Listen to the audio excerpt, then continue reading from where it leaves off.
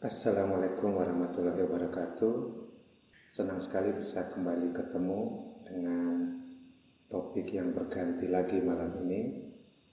Kita akan masuk ke psikologi timur yang lain, yang sebenarnya sudah sangat-sangat akrab dengan kita di Indonesia ini.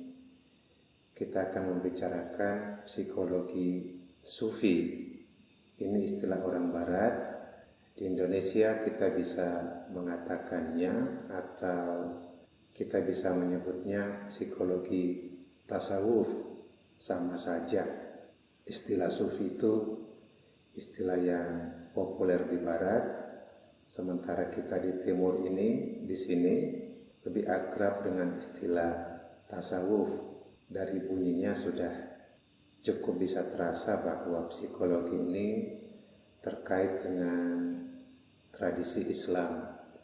Kalau kita masuk ke fakultas-fakultas psikologi, obrolan tentang psikologi sufi ini biasanya tidak masuk ke dalam satu mata kuliah, karena memang psikologi Indonesia itu banyak didominasi oleh ajaran-ajaran dari psikologi barat.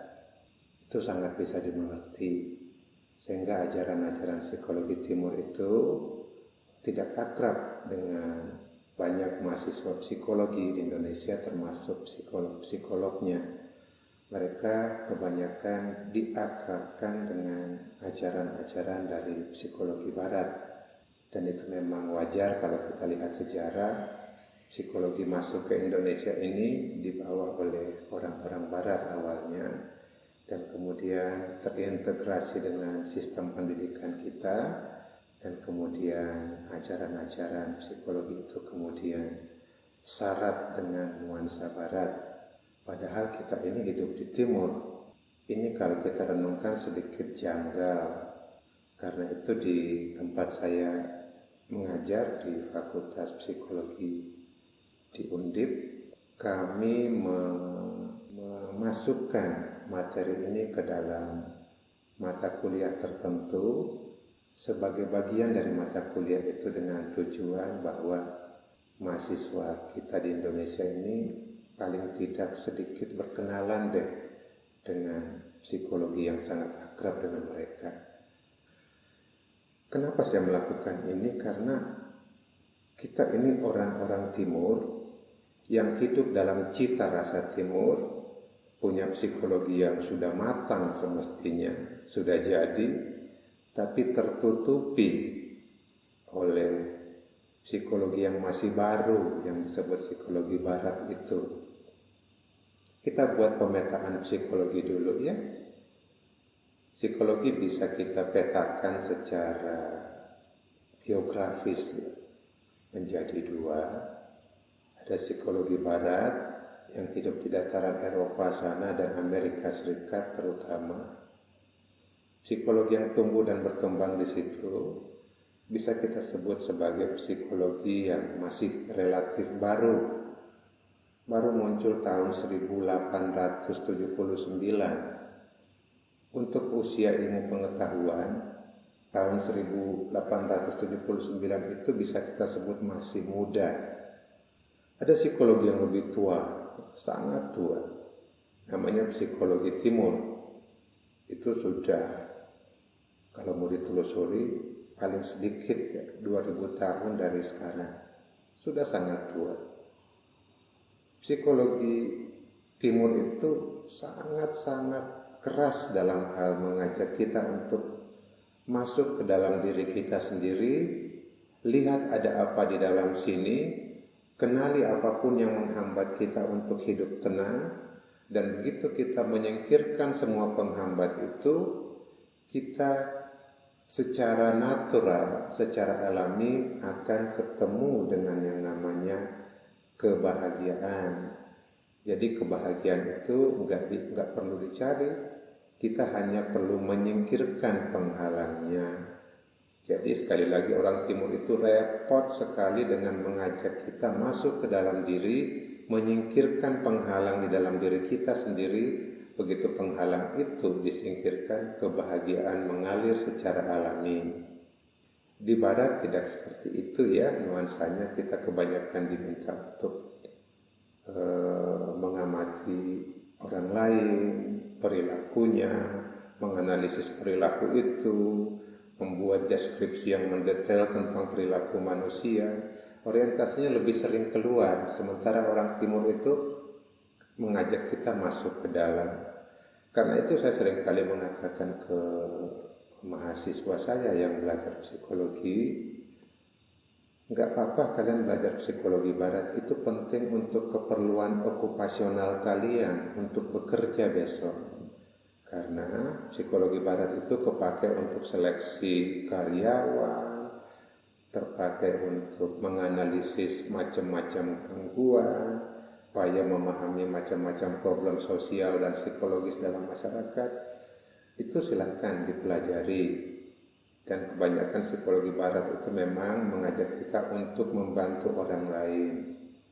Tapi pertanyaan yang bisa kita ajukan sekarang, apakah kalau kita mau jujur ya, apakah kita bisa membantu orang lain di saat kita sendiri nggak tenang, nggak bahagia? Karena itu saya bilang ke mahasiswa saya, nggak apa-apa kalian belajar psikologi barat untuk keperluan kepekerjaanmu suatu saat nanti, tapi untuk dirimu sendiri dan kebahagiaanmu, belajarlah psikologi timur. Ini seringkali saya munculkan pernyataan dari seorang psikolog barat yang besar di daerah barat sana, namanya Carl Gustav Jung. Dia bilang, what the East knows about the human mind is at least 2000 years ahead of Western psychology. Apa yang psikologi timur ketahui tentang pikiran manusia sedikitnya 2000 tahun lebih maju daripada psikologi barat. Kita lihat kenapa psikologi timur itu dianggap lebih maju. Kalau kita masuk ke psikologi barat, obrolan mereka itu terlalu sibuk dengan pikiran, perasaan, emosi, persepsi manusia, imajinasi manusia, fantasi manusia, gangguan-gangguan dalam proses berpikir, dan lain sebagainya. Bagi orang timur itu betul ada. Peristiwa-peristiwa psikologis itu memang terjadi, tapi itu peristiwa psikologis yang dangkal. Nah, coba masuk ke aliran-aliran psikologi barat. Di sini saya munculkan 3 aliran besar dulu ya. Yang pertama itu psikoanalisis. Psikoanalisis bilang kita ini ditentukan oleh masa lalu kita. Kalau masa lalu kita suram, maka kehidupan kita saat ini akan terkendala dan macam-macam penyakit psikologis muncul. Itu kata orang psikoanalisis. Aliran kedua di barat yang cukup besar itu namanya behaviorisme. Aliran ini mengatakan bahwa manusia itu ditentukan oleh pembiasaan yang terjadi dalam hidupnya. Ada hukuman tertentu yang diberikan pada seseorang sehingga dia bisa berperilaku seperti yang kita mau. Ada hadiah yang diberikan kepada seseorang supaya dia berperilaku seperti yang kita mau, seperti yang masyarakat mau, seperti yang lingkungan mau. Ya, kita seringkali akrab dengan ini. Orang diberi hadiah supaya kinerjanya meningkat. Kalau misalnya orang tertentu berperilaku tidak sesuai dengan yang dimaui masyarakat, dia diberi hukuman, sanksi. Nah, cara berpikir seperti itu adalah produk dari aliran behaviorisme. Ada aliran lain lagi yang namanya humanistik. Humanistik ini cukup berbeda dari 2 aliran di atas yang baru saja saya bicarakan. Humanistik ini bilang setiap orang itu diberi kebebasan karena setiap orang itu unik di jalannya masing-masing. Tidak perlu dipaksakan harus begini, harus begitu. Semuanya sudah tahu yang terbaik dalam hidupnya. Cukup dibantu pertumbuhannya. Cukup dibantu dia menemukan dirinya sendiri. Tidak usah direcoki manusia itu. Kalau dibiarkan, diberi kebebasan, dia tahu harus ngapain dengan hidupnya. Itu kelompok humanistik. Sampai belakangan ini muncul aliran yang relatif baru, namanya psikologi transpersonal. Nah, psikologi ini menjadi semacam jembatan antara psikologi barat dan psikologi timur. Psikologi transpersonal ini dikembangkan oleh orang-orang yang punya rasa terhubung dengan psikologi timur dan merasa psikologi timur ini perlu diperkenalkan pada orang barat, perlu diintegrasikan ke dalam psikologi barat. Begitu kita masuk ke timur, kita akan ketemu dengan tradisi-tradisi spiritual yang kadang-kadang terhubung dengan agama. Nah, yang kita sebut timur itu semestinya adalah pandangan-pandangan tentang dunia kejiwaan manusia dari timur tengah sana sampai tempat di mana kita mengadakan pertemuan ini di Indonesia saat ini atau dulu disebut Nusantara. Sudah kita lihat sebelumnya tentang dua psikologi timur. Sebelum acara ini ya, saya perkenalkan psikologi yoga.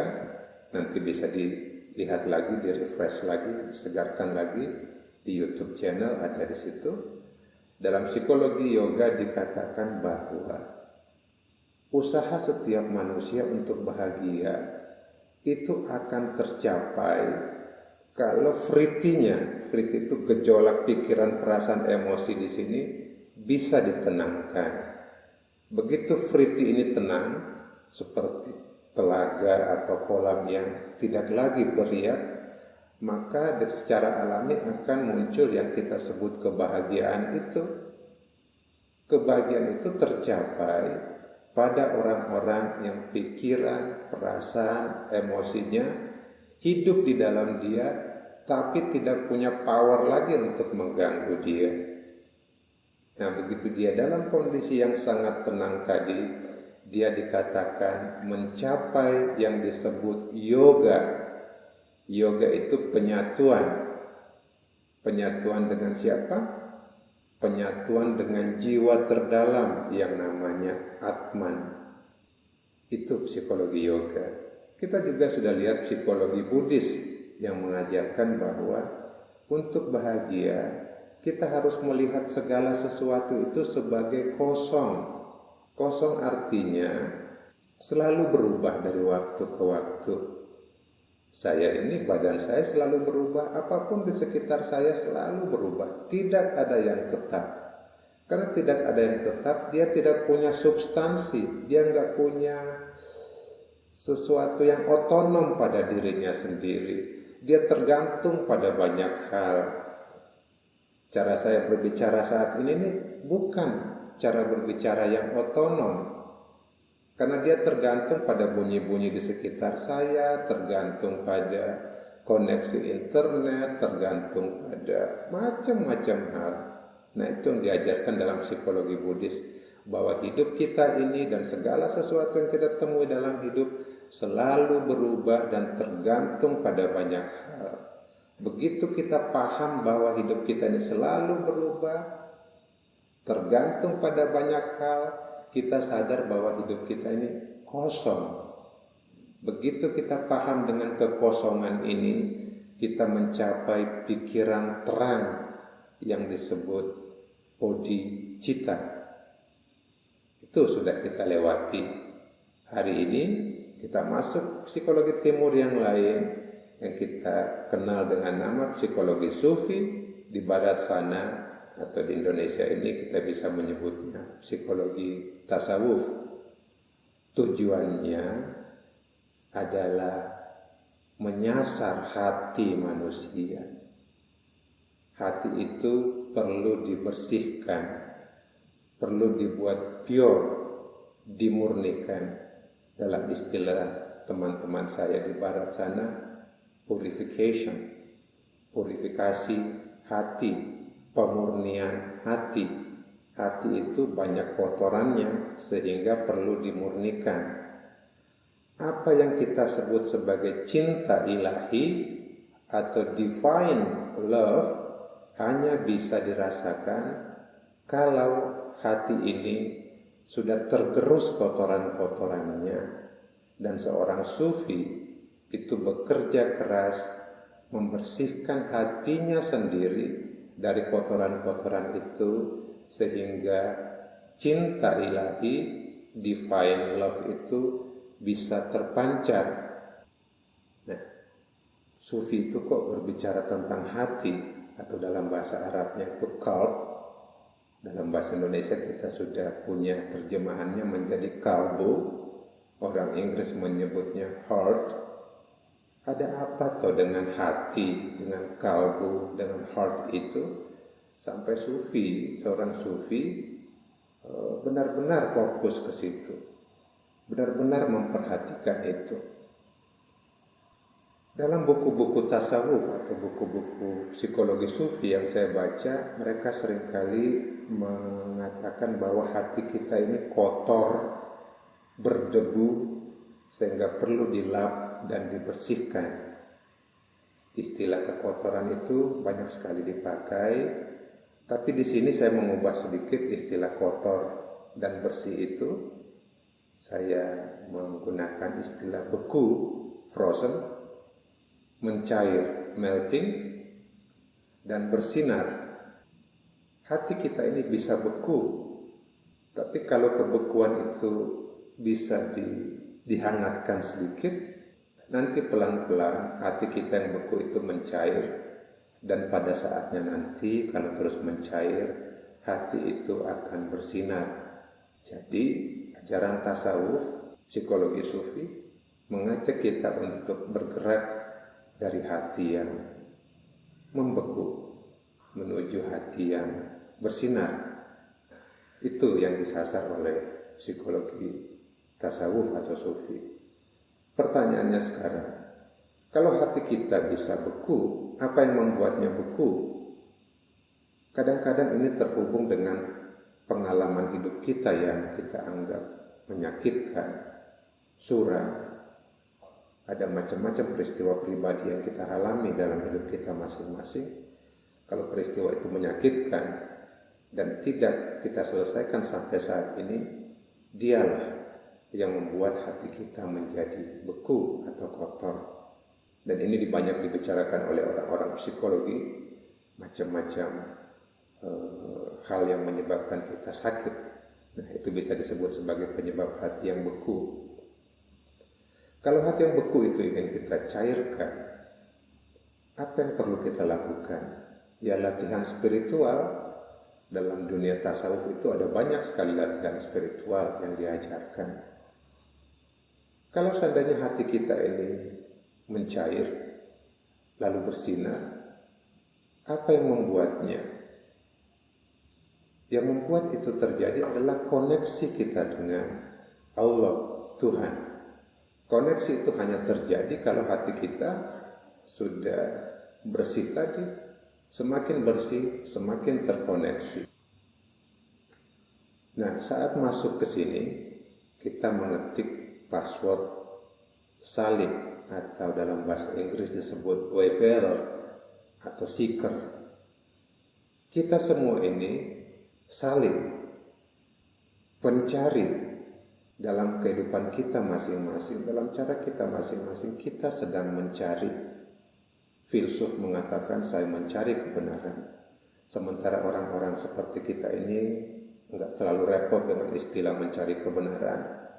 Kita hanya mencari kebahagiaan.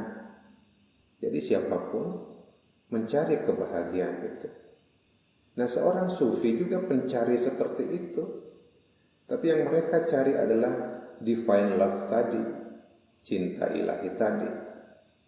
Kendaraan untuk sampai pada pengalaman akan cinta yang ilahi itu adalah hati yang bersih. Dan proses perjalanan kita dari hati yang kotor ini sampai ke hati yang bersih itu butuh bantuan.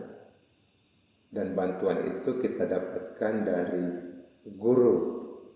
Dalam tradisi tasawuf, istilah guru ini seringkali dibunyikan dengan bahasa Arab mursyid, atau kadang-kadang juga syekh, atau dalam bahasa Persia itu disebut pir. Itu itu istilah yang digunakan dalam dunia sufi, syekh, mursyid, atau pir. Kita sekarang bisa mendefinisikan sufi secara sederhana sekarang dengan mengatakan bahwa sufi adalah orang yang mencari divine love dengan memurnikan hatinya. Ketika saya membaca salah satu buku yang cukup dikenal, saya perlu memberitahu bahwa saya berkenalan dengan dunia sufi ini di barat, dan pengenalan itu sangat dangkal. Tapi paling enggak beberapa buku ini membantu saya untuk paham sedikit tentang sufi ya. Nah, dalam buku The Secret of the Secrets yang ditulis oleh seorang guru sufi yang sangat besar, Syekh Abdul Qadir Al-Jailani ya, buku ini buku bahasa Inggrisnya, saya lihat di internet sudah ada versi Indonesianya. The Secret of the Secrets, rahasia dari semua rahasia. Di halaman awal sebelum masuk ke pembabaran ajaran tentang The Secret of the Secrets, ada kalimat seperti ini bunyinya. Saya langsung ke bahasa Indonesianya saja ya. Sahabatku, hatimu adalah cermin yang seharusnya dibuat bersinar. Kamu harus melap hatimu itu sampai bersih dari debu yang sudah menumpuk di atasnya. Karena hati ditakdirkan untuk memantulkan cahaya dari rahasia ilahi. Dengan kata lain, hati itu kondisi aslinya memantulkan yang ilahi, tapi yang ilahi ini tidak terpancar, tidak terpantul karena hati itu kotor. Sehingga Syekh Abdul Qadir Al-Jailani ini mengatakan, bersihkan itu supaya yang ilahi itu terpancar dari dalam diri kita. Tanpa hati yang bersih mustahil. Ketika cahaya dari Allah sudah mulai bersinar di hatimu, ini kata Syekh Abdul Qadir Al-Jailani, pelita hatimu akan menyala. Itu yang dia katakan ya. Nah, perjalanan seorang sufi adalah memurnikan hati. Itu jelas. Saya selalu mengulang-ulang itu karena ini hal terpentingnya dalam belajar psikologi sufi. Sufi itu soal hati, dan hati. Di sini kita lagi-lagi bertemu dengan ajaran timur yang sangat sederhana tapi tidak mudah. Hanya soal membersihkan hati, tapi prosesnya itu sangat sulit dan penuh tantangan karena kita akan berhadapan dengan musuh yang penuh dengan trik, penuh dengan tipuan. Musuh itu namanya ego. Ketika saya di barat mereka menyebutnya ego. Dalam istilah sufi disebut nafs. Mungkin sudah di Indonesia kan menjadi nafsu. Itulah yang perlu dihadapi dalam proses membersihkan hati. Jadi semakin kita bisa menghadapi nafsu secara alami, semakin bersih hati kita. Jadi nafsu ini tantangan terbesar kita dalam proses membersihkan hati kita. Sahabat saya, dia seorang sufi di Inggris, dan sekarang dia sepertinya sudah, kalau saya ikuti perkembangannya di YouTube, dia sudah disebut syekh oleh orang-orang di Inggris sana ya. Dia pernah mengatakan seperti ini. Sudah bertahun-tahun dia ikut ajaran tasawuf. Gurunya berpesan untuk melepaskan semua emosi-emosi negatif sebelum tidur. Dan dia bilang, saya selalu berusaha melakukan itu. Dan dia juga mengakui bahwa latihan itu tidak mudah dan penuh tantangan. Sejak kita bangun sampai kembali bersiap untuk tidur, kita ketemu dengan banyak sekali stimulus kata-kata, apa yang kita lihat, apa yang kita dengar, semua itu sangat rentan mengotori hati kita. Kalau hati kita kotor, dia akan menimbulkan gejolak yang kemudian bisa kita sebut sebagai emosi-emosi negatif. Dan kalau kita nggak membersihkan ini sebelum tidur, dia akan mengganggu kita dalam keadaan saat kita beristirahat. Seperti yang sudah kita pelajari dalam banyak sesi sebelumnya, bahwa ketika kita istirahat, yang kita cari itu semestinya adalah deep sleep, tidur yang dalam. Mendapatkan deep sleep itu sekitar 20 menit saja dalam sepanjang tidur kita di malam hari, itu sudah cukup untuk memberi kita energi dalam beraktivitas dalam sehari. Tapi banyak orang yang sulit mencapai deep sleep itu karena gejolak pikiran, perasaan, emosinya yang masih terbawa saat dia tidur, sehingga kualitas bangunnya pun menjadi tidak segar. Hari-hari yang dia lewati kemudian menjadi kurang menyenangkan. Ini terjadi karena banyak emosi-emosi negatif yang terbawa sebelum tidur. Itu ajaran yang dia praktekkan, ajaran sederhana tapi menurut dia sangat-sangat powerful. Nah, sekarang saya mau ceritakan sedikit latar kenapa saya mengangkat psikologi sufi ini. Sebenarnya saya itu tidak ada minat berkenalan dengan tasawuf. Saya dulu belajar ke Inggris, waktu itu diterima di Liverpool. Saya punya semangat besar untuk berkecimpung di bidang hipnoterapi karena saya memang menyukai terapi itu. Saya menulis buku yang diterbitkan Gramedia tahun 2007 tentang hipnoterapi. Dan itu menjadi semangat ilmiah saya waktu itu. Dan menjelang berangkat ke Liverpool, saya mendapat berita bahwa jurusannya itu ditutup karena krisis keuangan di Inggris. Lalu profesor di sana kemudian bilang, saya benar-benar minta maaf untuk peristiwa ini. Ini semua di luar kendali kita. Tapi kalau kamu mau, saya bisa menghubungi seorang profesor di Northampton. Dia langsung terima kamu kok, kalau kamu mau. Dalam hati saya, waduh, berarti saya ketemu dengan profesor lain yang bisa saja minat ilmiahnya itu berbeda dengan minat ilmiah profesor di Liverpool ini. Tapi mau gimana lagi, waktu keberangkatan sudah tinggal sedikit, saya iakan. Begitulah saya ke Northampton, kota yang tidak terpikirkan oleh saya, dan di sana saya belajar psikologi transpersonal yang berbeda dari yang saya niatkan di Liverpool. Sehingga hari-hari kuliah di sana itu terasa garing, terasa enggak ada passionnya. Minat ilmiah saya itu enggak terkoneksi dengan minat ilmiah dosen-dosen saya di sana, di University of Northampton ini. Sehingga di bulan keempat itu saya banyak masalah juga di sana, ya. Lingkungannya enggak begitu cocok.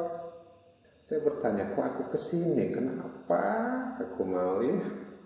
Akhirnya bulan keempat saya bilang ke profesornya, kayaknya saya enggak betah dari sini, mau pulang Indonesia aja. Boleh enggak saya di Indonesia tapi ikuti materi dari negara saya saja, karena saya enggak betah di sini. Lalu profnya itu bilang, gini deh, kamu nambah 2 bulan lagi. Kalau kamu nggak betah, boleh kamu pulang ke Indonesia. Nanti kamu belajar jarak jauh bisa. Nah, 2 bulan itulah kemudian menjadi pergulatan saya. Apakah saya tetap di Inggris atau pulang aja. Nah, lalu saya lihat salah satu teman saya, teman kuliah saya itu seorang pengikut tasawuf. Ya. Dia kalem, orangnya sangat ramah. Lalu saya pelan-pelan ngobrol ke dia, makin sering ngobrol. Lalu dia cerita tentang tasawuf. Saya mendengarkannya. Dan minat saya kemudian mulai muncul tentang tasawuf ini. Kayaknya menarik juga nih untuk diteliti. Lalu saya kemudian masuk ke situ, masuk ke obrolan yang lebih dalam tentang tasawuf. Dia memberi saya beberapa buku cuma-cuma, termasuk salah satu buku yang saya pajang tadi. Ada buku lain lagi dari Fariduddin Attar tentang konferensi burung-burung. Ada buku lain lagi, Awariful Ma'arif. Saya baca, menarik juga ya. Lalu saya banyak ngobrol dengan dia dari hari ke hari. Lalu sampai suatu saat saya merasakan dalam diri saya bahwa mungkin ada baiknya saya jalan ke komunitas sufi yang ada di sana. Dan tempatnya itu ya cukup dekat dari Northampton. Saya ke sana memperhatikan mereka dengan aktivitasnya. Saya merasakan keramahan yang luar biasa dari orang-orang yang tinggal dalam komunitas itu. Kalau kita datang pertama kali, pertanyaannya selalu, sudah makan belum? Itu pertanyaan yang selalu diungkapkan pertama kali kalau ketemu orang-orang dalam komunitas itu. Kalau kita ketemu orang lain kan, how are you?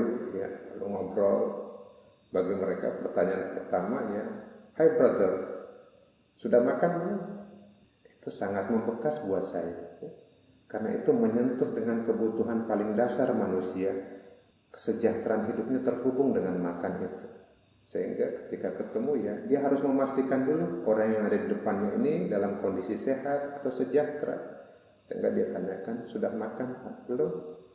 Itu ajaran tasawuf yang sangat simple, tapi kalau direnungkan sangat dalam.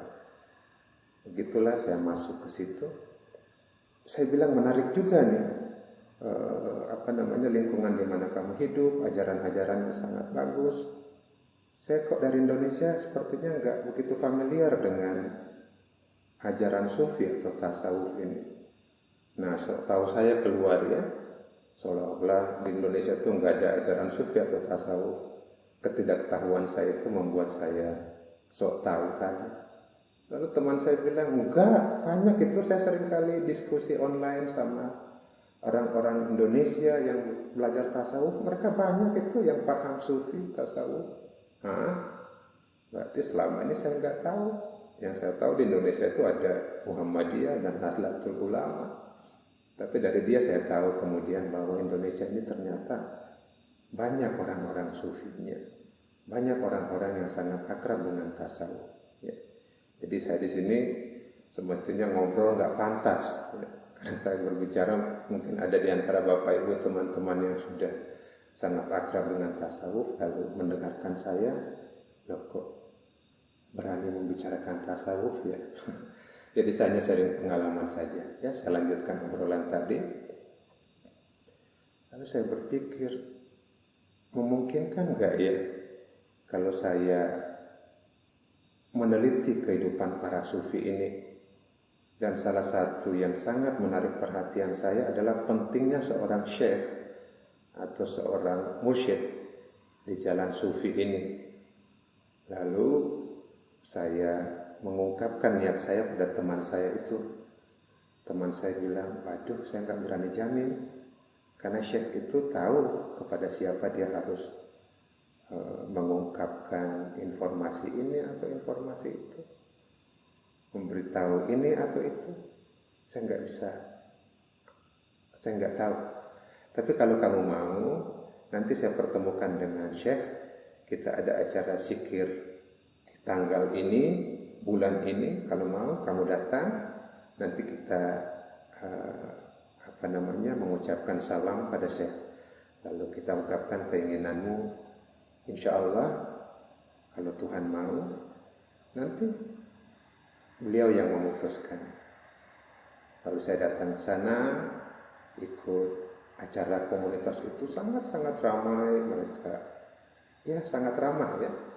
Lalu saya berdiri di antara para murid ini, persis di samping sahabat saya. Lalu syekh lewat, disalamin. Seperti yang juga kita sering temui di Indonesia, mereka mencium tangan sebagai bentuk merendahkan diri, bukan menghormati. Itu bentuk merendahkan diri. Mereka merendahkan diri dengan mencium tangan. Lalu pada saat Syekh itu berjabat tangan dengan teman saya, lalu saya kemudian mencium juga tangannya. Lalu teman saya segera mengatakan, Syekh, ini teman saya dari universitas, dia berpikir untuk melakukan riset tentang hubungan antara mursyid dan murid. Mursyid itu Syekh tadi dengan muridnya. Lalu dia bilang, oh begitu, tanpa memberi jawaban apapun. Setelah itu kita ikut acara itu. Berminggu-minggu saya tunggu, nggak ada jawaban. Saya juga sungkan untuk menanyakan, Syekh, boleh nggak Syekh? Saya nunggu aja terus, nunggu aja. Sampai berapa bulan kemudian, karena di Inggris itu kuliah S2-nya harus tahun selesai. Dan saya sudah di bulan ke-7, belum ada jawaban. Waduh, bisa DO saya ya, karena belum ada kepastian tentang penelitian saya. Nah, di bulan ke-8 saya kira waktu itu ya, dapat jawaban dari satu syekh bahwa silakan kalau mau datang di tanggal sekian, saya menyediakan waktu. Nah, saya datang di tanggal itu. Dan ketika memasuki komunitas itu, kita sebut saja pesantren, saya nggak tahu gemetaran, gelisah. Ada pikiran, nggak usah Ada kepikiran, pulang aja Ada kepikiran, nggak pantas ketemu Syekh. Ada kepikiran, nanti aku ditelanjangi kotoran-kotoran batinnya gitu ya.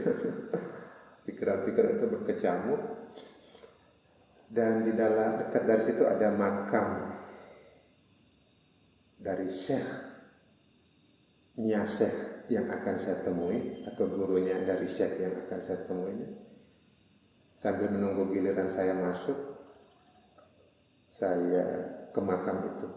Saya bilang ke saya seperti dialog ya, saya bilang, Syekh, saya itu kesini nggak ada niat apapun selain pengen paham kehidupan tasawuf. Itu saja. Saya nggak punya agenda lain. Setelah itu gelisahnya belum selesai. Akhirnya giliran saya dipanggil. Mari, Syekh, ini sudah menunggu. Saya lalu bilang ke yang memanggil itu, maaf, aku kok gemeteran ya? Dia bilang, itu biasa. Kalau sudah di dalam nggak mau keluar biasanya. Lalu saya masuk ke dalam, saya salam, duduk, senyumnya itu membuat cair situasi. Lalu kami ngobrol. Saya bertanya sebagai seorang peneliti tentang Syekh, tentang beberapa hal yang saya ingin tanyakan tentang tasawuf. Dia jawab dengan santai sekali, dengan enak sekali, keramahannya luar biasa. Sampai-sampai waktu itu nggak terasa, sudah sekian lama. Dan dia juga nggak meminta saya untuk pergi. Tapi dari bahasa wajahnya itu ada semacam energi yang terpancar dan mau mengatakan, masih ada loh orang di luar yang juga menunggu gitu ya. Akhirnya saya pamit dan sangat senang bisa ketemu dengan beliau. Dan itu pengalaman berkesan. Saya pulang dengan cerita yang saya dapatkan itu yang menjadi bahan penelitian saya. Dan setelah itu syekh yang lain kemudian mengiyakan. Saya mendatangi lagi syekh yang lain, wawancara, penelitian, ngobrol-ngobrol, dan banyak hal yang saya dapatkan dari cerita-cerita mereka tentang tasawuf. Nanti minggu depannya saya lebih fokus membicarakan itu. Hari ini saya sharing aja dulu, biar tahu latarnya kenapa psikologi ini penting untuk saya angkat. Dan dari syekh yang kedua, saya mendapat informasi yang semakin dalam tentang tasawuf, khususnya tentang hubungan antara mursyid dan murid tadi. Dan setelah bertemu dengan syekh kedua, saya dapat kabar gembira lainnya. Syekh ketiga, ada lagi syekh yang lain di satu kota lain di Inggris, juga bersedia. Dengan begitu terpenuhilah jumlah orang yang harus saya temui dalam penelitian saya. Dan pengalaman saya berjumpa dengan mereka adalah pengalaman yang sangat membekas, yang membuat saya belajar banyak hal tentang pentingnya mengenal lebih dekat tasawuf ini, karena tasawuf ini penuh dengan ajaran kelembutan. Kalau pengen ketemu dengan sisi Islam yang sangat lembut, ya masuklah ke tasawuf ini. Mereka orang-orang yang hatinya sangat lembut. Semua gambaran saya tentang Islam yang keras atau sejenisnya itu rontok begitu saja ketika ketemu dengan kelembutan mereka, ya. Nah, sebelum masuk ke obrolan lebih dalam tentang tasawuf, saya ingin berbicara ilmiah sekarang. Ketika kita berbicara tentang agama, maka agama itu selalu muncul dalam dua wajah. Ada wajah eksoterik dan ada wajah esoterik. Ini dua kata yang diambil dari bahasa Yunani. Exo itu artinya luar. Bahasa Arabnya itu lahir atau sahir. Yang terlihat itu exo. Ada yang tidak terlihat karena dia berada di dalam saya, di dalam dunia batin saya, itu disebut eso dalam bahasa Yunani. Nah, agama punya dua dimensi, eksoterik yang terlihat. Dengan mata saya bisa melihat orang sedang sholat.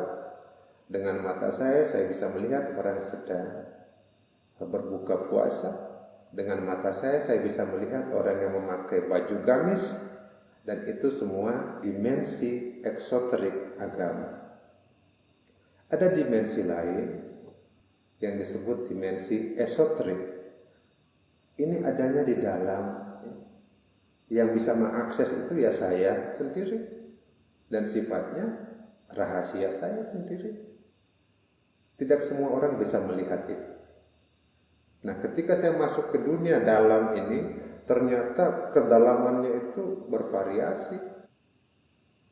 Ada dunia batin yang paling dalam, ada dunia batin yang masih dangkal, ada dunia batin yang masih di tengah-tengah. Tapi intinya, ketika kita melihat agama itu punya dua wajah. Ketika kita lihat orang ke gereja, ke wihara, ke masjid, ke pura, itu kita melihat dimensi luarnya. Tapi begitu seseorang menutup mata dalam keheningan, dia masuk ke dunia batinnya. Nah, itu kita nggak bisa akses.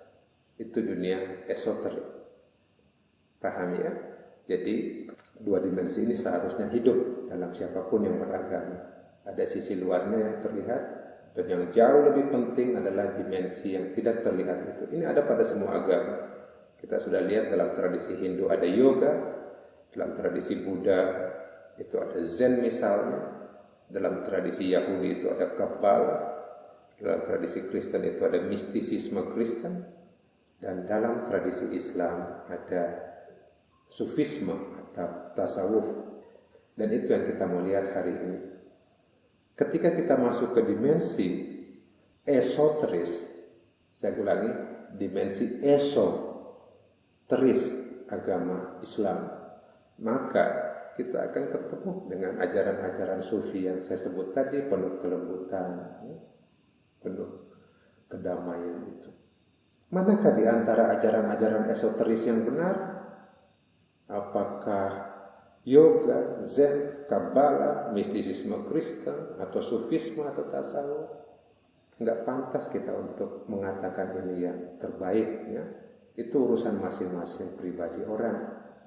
Ada seorang tokoh sufi di Amerika namanya Sam Friedlander. Dia mengatakan seperti ini. Mungkin ini bagus untuk kita renungkan bersama ya. Saya sudah mengalami banyak jalan spiritual di masa perkembanganku. Saya sudah ketemu banyak guru spiritual. Saya juga sudah ketemu banyak guru Buddhis. Saya ketemu para sufi, para rabi dari tradisi Yahudi tadi. Dan saya sudah mengecap banyak ajaran mereka.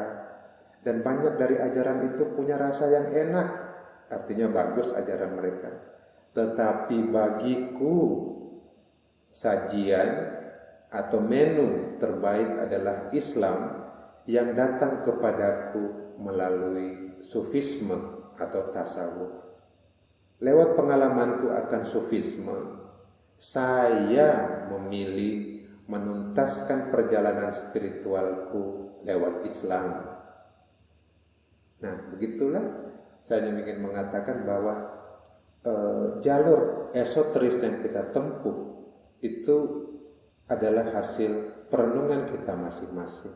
Silahkan pilih yang terbaik kalau itu kemudian dirasakan sebagai menu terbaik untuk kita menuju ke kebahagiaan. Tapi hari ini kita memilih membicarakan menu yang disebut sebagai tasawuf atau sufisme ya. Nah, begitulah ketika kita masuk ke dimensi esoteris, kita masuk ke dimensi di mana kita menutup mata dan melihat ke dalam diri kita sendiri. Melihat ke dalam itu berarti menutup mata. Menutup mata itu bahasa Yunaninya myo. Dari kata myo inilah kemudian muncul istilah mystikos dalam bahasa Yunani, yang kemudian menjadi bahasa Inggris mysticism. Tapi orang-orang Indonesia nggak mengenal kata mistisisme. Mereka mengenal kata mistik. Kenapa begitu? Karena kita ngambilnya bukan dari bahasa Inggris, kita mengambilnya dari bahasa Belanda, mistik. Paham ya? Saya ulangi. Dengan masuk ke dalam dimensi esoteris agama, kita diajak melihat ke dalam. Kita menutup mata kita. Menutup mata bahasa Yunaninya myo, dari kata myo muncul kata mystikos, menjadi bahasa Inggris mysticism. Bahasa Belandanya mistik, yang kemudian menjadi bahasa Indonesia mistik. Dengan kata lain, mistik itu ajaran yang mengajak kita menutup mata, melihat diri kita sendiri, ada apa di dalam saya. Nah, biar lebih jelas saya kutipkan saja langsung ya. Apa itu mysticism, apa itu mistik, apa itu mistik. Kita mulai dari mysticism dalam bahasa Inggris. Mysticism diartikan sebagai belief in direct experience of transcendent reality or God, especially by means of contemplation and asceticism instead of rational thought. Mistisisme adalah kepercayaan pada pengalaman langsung akan realitas yang transenden atau Allah atau Tuhan, khususnya melalui kontemplasi atau merenungkan diri sendiri dalam keheningan dan menarik diri dari urusan dunia dan tidak menggunakan pikiran rasional, nggak sibuk menganalisis tapi masuk ke dalam. Itu definisi mysticism dalam bahasa Inggris. Dalam bahasa Belanda, mistik di sini dijelaskan van het Griekse mystikos geheimzinnig. Dikatakan mistik betreft het hartstochtelijk streven naar een persoonlijke vereniging van de ziel met God. Artinya, saya terjemahkan lurus ya. Mistik adalah perjuangan dengan hati yang penuh gairah untuk mengalami secara pribadi penyatuan antara jiwa dan Tuhan.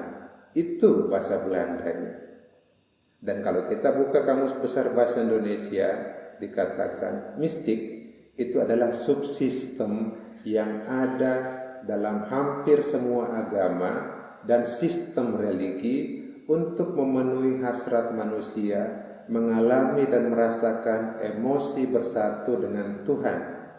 Mistik juga bisa diartikan sebagai tasawuf atau juga bisa diartikan sebagai jalan spiritual atau suluk. Nah, sangat mengherankan kalau kita sehari-hari mendengar kata mistik dan itu diartikan dengan setan-setan yang gak jelas itu ya. Karena itu setelah mengikuti sesi ini tolong gunakan kata mistik dengan benar. Saya seringkali mengatakan ke seorang, wah itu pandangan mistik yang bagus itu. Mereka lalu beranggapan bahwa saya percaya pada tahayul dan lain sebagainya. Nah tolong kata ini dimurnikan lagi deh. Ya, mistik itu istilah bagus kok. Ya, mysticism dalam bahasa Inggris, mistik dalam bahasa Belanda, mistik dalam bahasa Indonesia. Ya, jadi ketika kita ngobrol mistik itu semestinya obrolan kita menenangkan, membahagiakan, bukan takut, bukan cemas, bukan penuh tahayul dan lain sebagainya. Ya, tolong istilah ini dimurnikan. Saya berharap betul itu sehingga kita menggunakan kata mistik yang benar. Nah, saya rangkum dulu ya. Agama, kali ini kita bicarakan Islam, punya dimensi eksoteris dan dimensi esoteris. Ini nggak bisa dipisahkan, dua dimensi ini. Begitu kita masuk dimensi esoteris, mau bicara tentang itu, kita akan ketemu dengan mistik Islam atau mistisisme Islam. Mistisisme Islam itu dikenal dengan nama ajaran Sufi atau Sufisme. Ketika ajaran Sufi ini kemudian dihubungkan dengan psikologi, maka kita punya wilayah yang namanya psikologi transpersonal. Dan ketika kita masuk ke dalam psikologi transpersonal ini, salah satu obrolannya adalah psikologi Sufi. Paham ya alur ini? Jadi obrolan kita tentang psikologi Sufi selalu dilihat dalam konteks ini ya. Saya nggak bicara tentang tasawufnya atau sufismenya. Di Indonesia ini tempatnya orang-orang yang pakar tentang itu. Hanya saja mata kita bisa melihat atau enggak. Kalau kita bisa melihat itu ya akan sangat membantu untuk mengkawinkan psikologi di Indonesia ini dengan ajaran Sufi yang sudah sangat hidup di Indonesia ini. Kita bisa menjadi senternya psikologi Sufi suatu saat kalau betul-betul orang-orang psikologi Indonesia itu bisa melihat. Tapi kalau nggak bisa melihat itu ya psikologi barat melulu nantinya. Sayang betul ini kalau terlewatkan. Nah gitu ya, saya mau cerita kehidupan ini tapi sudah saya ceritakan tadi ya. Saya lanjutkan saja beberapa hal dalam pertemuan saya dengan seorang guru Sufi. Waktu itu saya mengalami stres di Inggris, bahkan mungkin bisa disebut depresi karena saya kuliah di tempat yang saya nggak mau. Lalu kok harus mengganti riset, harus mengganti penelitian. Lalu tempat tinggal saya juga seperti itu, gak nyaman. Lalu dalam keadaan stres dan depresi ini saya datang ke seorang syekh, saya diantar teman saya. Dia bilang, udah kamu coba deh, minta waktu kalau ada kamu masuk ke dalam ngobrol. Dan saya mendapat waktu dari beliau yang sangat sibuk. Kami duduk berhadapan-hadapan. Saya cerita masalah saya. Dan ketika saya sedang cerita, matanya itu melihat wajah saya sambil sesekali melihat dada kiri saya. Dia lihat dada saya, lihat wajah saya, lihat dada saya, lihat wajah saya. Setelah itu, dia mengambil satu kertas, menuliskan sesuatu di kertas itu. Dia kasih kertas itu ke saya. Saya lihat, ini huruf Romawi dari bahasa Arab, hanya satu kata saja. Dia bilang, nanti sampai di rumah selama seminggu ini Kamu ucapkan kata itu berkali-kali selama sekitar 20 menit. Gerakannya seperti ini. Ya, ulang terus. Lalu saya pulang mempraktekkan itu. Ya. Saya duduk lalu mengucapkan kata itu. Artinya itu kasih. Kasih. Saya baca itu berkali-kali dengan cara membacakan yang dia contohkan, dengan gerakan tubuh yang dia contohkan. Dan itu sangat membantu saya untuk lepas ya. Ternyata saya pelan-pelan, lihatlah saya ini ternyata penuh kemarahan.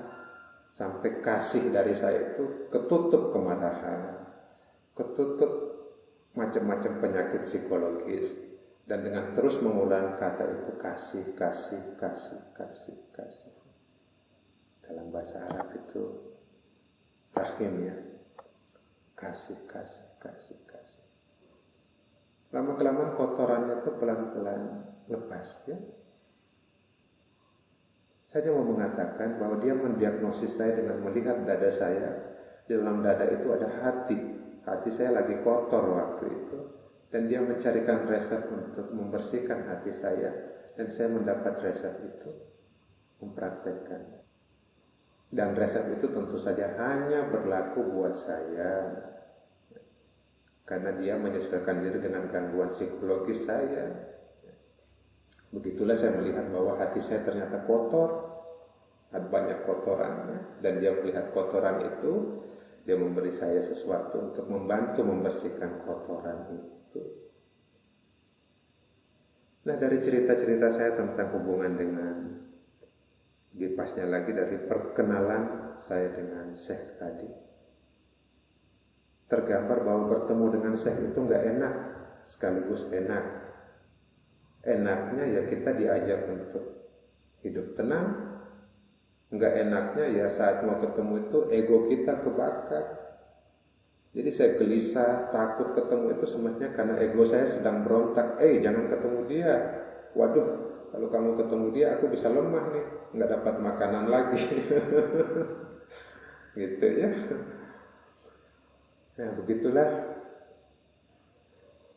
perjumpaan dengan Syekh itu membekas sampai sekarang ya.